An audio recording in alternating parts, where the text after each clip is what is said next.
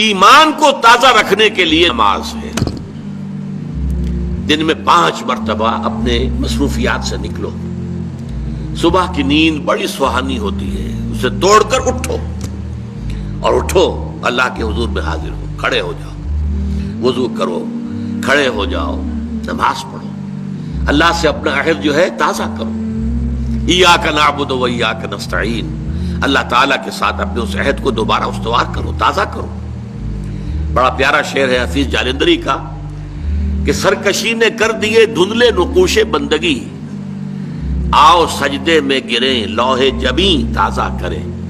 لوح کہتے ہیں تختی کو، جیسے تختی ہوتی تھی ہم لکھتے تھے، پھر تازہ کرتے تھے اسے، اس کے اوپر پھر دوبارہ گاچنی سے اس کو دوبارہ جو ہے تاکہ اس پر لکھا جا سکے۔ تو یہ لوح جبیں جو ہے یہ ہماری، اسے رکھو زمین پر تاکہ اس میں بندگی کا جو نقش ہے وہ تازہ ہو جائے، اس لیے کہ ہماری سرکشی جو نفس کی سرکشی ہے، ان النفس لامارۃ بالسوء، اس نے ہماری یہ بندگی کے جو آثار ہیں، جو نقوش ہیں، انہیں کمزور کر دیا، دھندلا دیا ہے۔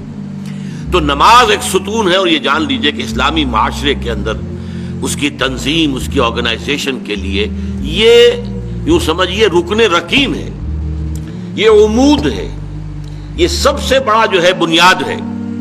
اب آپ کو معلوم ہے کہ اسلامی معاشرے میں ایک فرد ہے مسلمان، اس کی زندگی بھی اگر وہ نمازی ہے اور نماز کا حق ادا کرتا ہے، اس کی زندگی گویا کہ نماز کے گرد گھومتی ہے، اس کا سارا نظام الاوقات جو ہے نماز کے حوالے سے طے ہوگا۔ فلاں کام کرنا، اچھا بھائی عصر کی نماز کے بعد، وہ کوئی ایسی اپائنٹمنٹ نہیں کر سکتا کہ جس میں عصر کی جماعت جو ہے اس کا معاملہ جو ہے وہ خطرے میں پڑ جائے۔ مغرب کے بعد اس کا سارا معاملہ چلے گا، اس کا روٹین جو ہے اسی کے گرد گھومے گا۔ یہ گویا کہ کھونٹا ہے جس کے گرد اس کے معمولات زندگی جو ہے، اس کی چکی جو ہے وہ چل رہی ہے۔ اسی طریقے سے معاشرہ، اب 5 مرتبہ دن میں مسلمان مسجد میں جمع ہو رہا ہے، ایک امام کے پیچھے کھڑے ہیں، اور ایک دفعہ ہفتے میں جو ہے بڑی آبادی کے لوگ جو ہیں مسجد جامع میں جمع ہو گئے۔ یہ اسلامی معاشرے کی ایک تنظیم ہے۔ سال میں 2 مرتبہ جو ہے آبادی سے باہر کسی بڑے کھلے میدان میں لوگ چلے گئے ہیں عیدین کے لیے، اور سال میں 1 مرتبہ جو ہے پوری دنیا سے کشاں کشاں کہاں کہاں سے گورے بھی اور کالے بھی اور پیلے بھی مسلمان کہاں کہاں سے چلے آ رہے ہیں، ہر مسلک ہر فقہ کے ماننے والے۔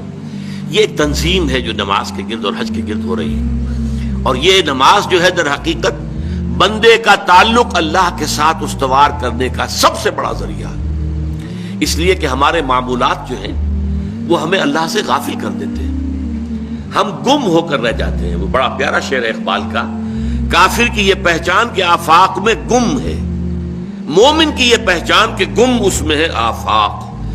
آفاق میں گم ہو جانا، میرا یہ کام ہے، یہ کام ہے، یہ کام ہے، یہ کام ہے، یہ کرنا، وہاں جانا، وہاں سے وہاں جانا، وہاں سے وہاں جانا، ایک چکر ہے، ایک روٹین ہے، انسان گم ہو گیا۔ کہاں خدا کا خیال، کہاں آخرت کا خیال، آئے گا ہی نہیں، گم ہو گئے۔ اور ایک وہ ہے کہ جو گویا کہ دنیا میں رہتا ہے، بازار سے گزرا ہوں، خریدار نہیں ہوں، دنیا میں رہو اور دنیا میں گم نہ ہو جاؤ، بلکہ دنیا تمہارے اندر آ جائے، تمہارے قابو میں آ جائے، تمہارے تابع ہو جائے، تمہارے سارے معمولات تمہارے اپنے فیصلے کے، تمہاری خود ہی کے تابع ہو جائے۔ یہ کیفیت ہے در حقیقت کے جو مطلوب ہے۔ اسی لیے فرمایا حضرت موسیٰ علیہ السلام کی پہلی جو حاضری ہوئی تھی اور اسی میں انہیں رسالت عطا ہوئی، تو اس کی پہلی وحی سورہ طٰہٰ کے شروع کی آیات میں ہے، وَأَقِمِ الصَّلَاةَ لِذِكْرِي، دیکھو میری نماز میرے ذکر کے لیے، میری یاد کے لیے نماز کو قائم رکھو۔